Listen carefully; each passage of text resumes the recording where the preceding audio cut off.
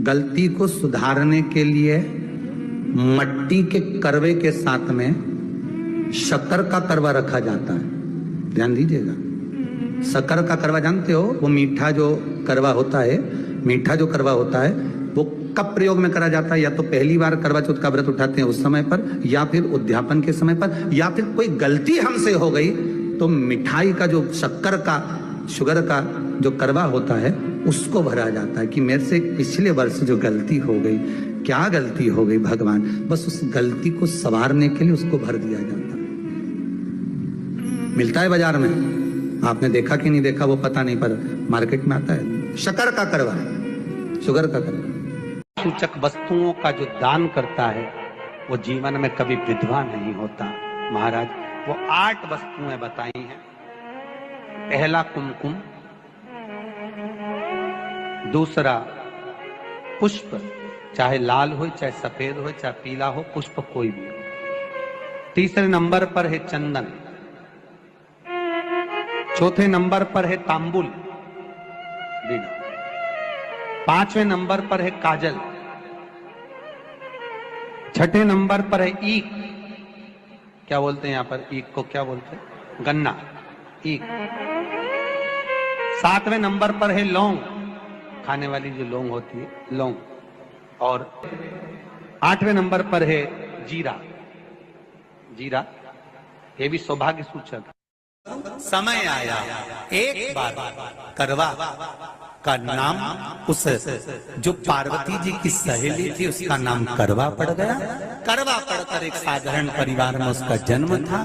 पति के साथ संग में रह रही थी। पति को थोड़ा शरीर में शिथिलता हो गई थी और वो शिथिलता को देखकर पति को लगी प्यास।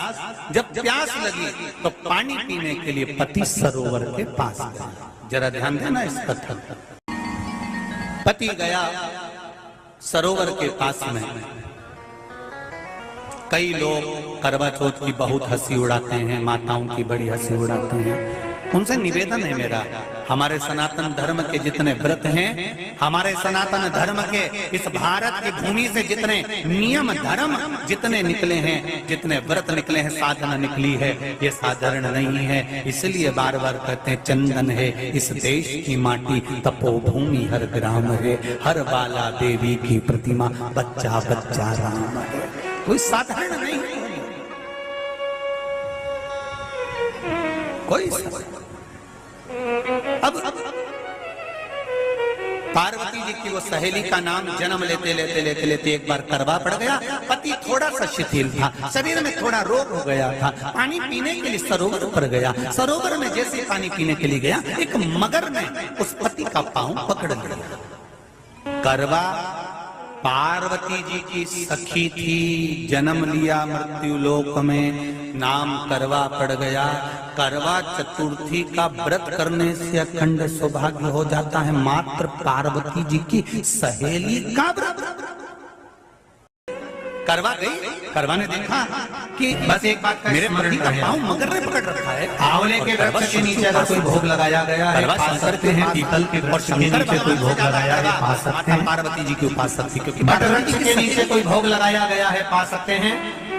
जिस वृक्ष के नीचे भोग लगाओगे पालोगे, पर शमी वृक्ष के नीचे का जो भोग लगाया गया है वो नहीं पाएगा। पति का पांव खींच शमी वृक्ष का जो प्रसाद है पानी में लेकर जा रहा है, छोड़ना। करवा आराधना में लगी हुई थी। करवा ने मिट्टी का एक गोल भाग ही बनाया था, जिस पे पार्वती जी का जो नीचे का पीठी का होती है उस पे शिवलिंग रखा था। केवल नीचे का भाग का निर्माण ही करा था और करवा के कानों में शब्द पड़ गया। करवा के कानों में शब्द पड़ गया, पति के चीखने की आवाज आई। करवा दौड़ पड़ी। ये तो कैलेंडर में छपा हुआ करवा चौथ का फोटो आने लगा, नहीं तो पहले नियम था दीवार पर बनाई जाती थी और वहां पूजन करी जाती थी। कई माताएं जानती होगी यहाँ पर आज भी, पहले दीवार पर बनती थी, पूरा परिवार की सौभाग्यवती नारियां वहां आकर पूजन करती थी एक जगह, फिर बाद में छत पर जाकर करवे का अर्घ दिया करती थी। ये नियम था। अब तो बना बनाया कागज आ जाता, उसको चिपका दो, पूजन कर लो, वो अलग प्रमाण। पर यहाँ करवा मट्टी का भाग का लेपन कर रही थी, और लेपन करते करते बस उस समय पर पति की आवाज आई, छोड़ा, करवा भागी। और शिव आराधना में लगी हुई करवा, पार्वती की आराधना में लगी हुई करवा भाग कर गई। पति को देखा तो मगर खींच कर ले जा रहा था। करवा ने अपना तीर फाड़ा, फाड़ कर मगर की पूंछ को पकड़ कर खींचा। और कितना सात्विकता में बल होगा, जरा विचार करना कि मगर को खींच कर वृक्ष के नीचे ले गई, और वृक्ष के नीचे नहीं जा पाई तो वहीं पर घाट के ऊपर घास लगी हुई थी। इसलिए आज भी करवा चौथ के व्रत में आपने देखा होगा कुछ सलाखें, कुछ घास आपको मिल जाती है। उससे एक घास से, मात्र एक घास, एक घास से उसने उस मगर को बांध दिया। मगर हिल नहीं पाया। यम के दूत आ गए इसके पति को मौत के ग्रास ले जाने के लिए। यम के दूत। करवा ने पूछा, तुम कौन हो, कैसे आना हुआ? यमदूत कहते हैं, तुम्हारे पति का आज अंतिम दिन है, अंतिम समय, अंतिम पल है, ये मरेगा। करवा कहती, अगर मारना है तो इस मगर को मारो जिसने मेरे पति का पांव पकड़ रखा। प्राण छोड़ना है तो इस मगर के छोड़िए, मेरे पति के तो प्राण आप ले जा नहीं सकते। करवा, हम अपने नियम को नहीं बदल सकते। तेरे पति की अंतिम सांसें हैं, वो मरेगा। मगर को अभी नहीं मरना है, मगर अभी कम से कम 9 महीना और जीवित रहेगा। इसका हमारे पास लेख है। करवा कहती है, ऐसा हो नहीं सकता। यमदूत खड़े हैं, ले जाने दे नहीं रही। क्रोध आ गया करवा को, हाथ में जल उठाया। अगर एक यमदूत भी मेरे पति को उठाकर ले जाता है तो मैं शिव भक्त माता पार्वती जी की भक्त करवा आपको श्राप दे दूंगी। सब दौड़ पड़े, यमराज के पास चले गए। यमराज ने पूछा, तुम दौड़ कर आए हो, क्या हुआ? यमराज पूछते हैं, दूत कहते हैं, वो करवा अपने पति को नहीं लाने दे रही। यमराज वहां कर खड़ा हो जाता है। करवा को समझाया, करवा तेरे पति के प्राण जा चुके हैं, तेरा पति अब मरने वाला है, अंतिम क्षण इसको ले जाने दे, इसका आज आखिरी दिन है। मगर को ले जा पर मेरे पति को नहीं। मान नहीं पाया। यमराज जब क्रोध पर अड़ गया तब करवा को क्रोध आया, और क्रोध में आकर जल लेकर करवा ने श्राप देना चाहा यमराज को। यमराज चरणों में पड़ गया, रेन दे करवा, मैं तुझे वर देता हूँ, आज चतुर्थी का दिन है, तेरे पति को मैं जीवन दान देता हूँ। आज के दिन जो तेरे नाम से व्रत धारण करेगा उसका खंड सौभाग्य स्वयं यमराज करेगा। स्वयं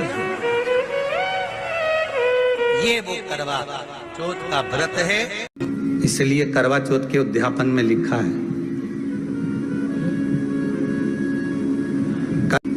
उसका जब उद्यापन होता है तो एक थाली में 13 जगह पर 4-4 पूड़ी रखी जाती है। आप लोगों को तो मालूम होगा, आप लोगों ने करा होगा करवा चौथ का उद्यापन। एक थाली में 13 जगह पर पूड़ी और सीरा मतलब हलवा रखा जाता है। और रखने के बाद में उसके ऊपर एक पत्तल रखकर उस पर सुहाग का वस्त्र, साड़ी, 5 वस्त्र, सुहाग सामग्री सब उस पर रखी जाती है। और रखने के बाद में हाथ में कंकु, चावल, हल्दी लेकर, संकल्प लेकर उस थाली पर से घुमाया जाता है।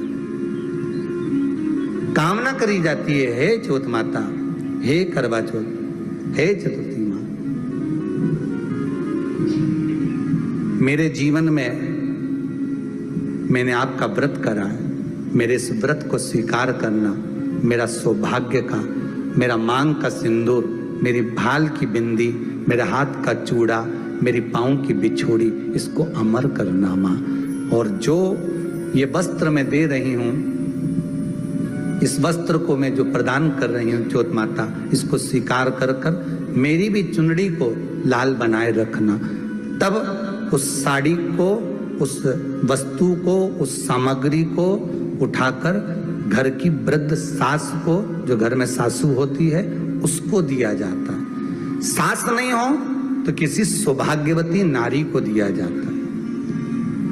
उसके बाद में आप फिर ब्राह्मणों का भोजन कराओ, बड़े प्रेम से बुलाओ और ब्राह्मण ब्राह्मणी का भोजन कराओ। अब आज के जमाने में जो करवा चौथ का उद्यापन होता है, उसमें जब समाज की माताएं उद्यापन करती है तो केवल स्त्री को भोजन करा देती है, पुरुष को नहीं कराती। पर करवा चौथ के उद्यापन में लिखा है कि ब्राह्मण का भोजन होना चाहिए, उसके साथ सौभाग्यवती नारी आए, उसकी पत्नी। पर अपन ने तो सोचा कि चौथ माता का उद्यापन है तो केवल स्त्री को खिला दो, उद्यापन का पूर्ण फल मिल जाएगा। नहीं, उसका सुख नहीं और देने का भी फल है महाराज। करवा चौथ का उद्यापन करो तो भोजन करने उसको बुलाओ जो अपने घर का हो, उसको उद्यापन में नहीं गिनो।